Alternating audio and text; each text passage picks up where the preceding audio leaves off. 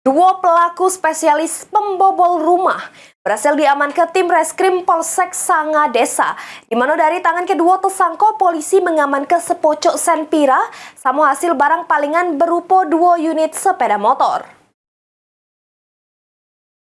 Polsek Sangadesa berhasil mengungkap kasus tindak pidana pencurian dengan pemberatan yang terjadi di Dusun 6, Desa Keban 1, Kecamatan Sangadesa, Kabupaten Musi Banyuasin, di mana aksi pencurian tersebut terjadi pada 1 Januari 2025 yang dilakukan oleh dua pelaku, yakni Aan Sukoco, 36 tahun, sama Yondi Andres, 21 tahun. Modusnya, pelaku masuk ke rumah korban dengan cara mencongkel jendela buri guna kelinggis. Sesudah berhasil masuk, kedua pelaku langsung menggasak harta benda korban sama ngambil sejumlah barang berego, termasuk 2 unit sepeda motor.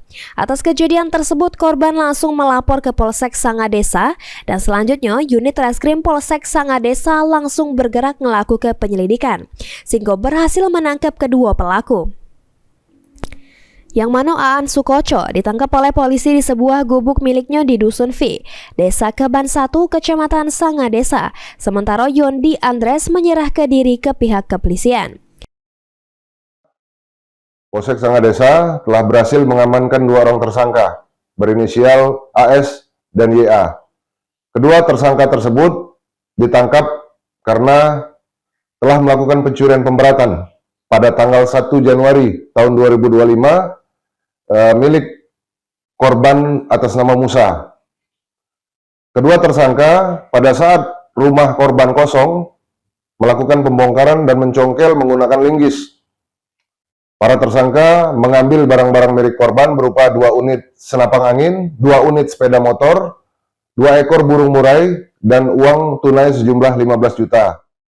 Ini kedua pelaku ditahan di Mapolsek Sangadesa untuk proses hukum lebih lanjut.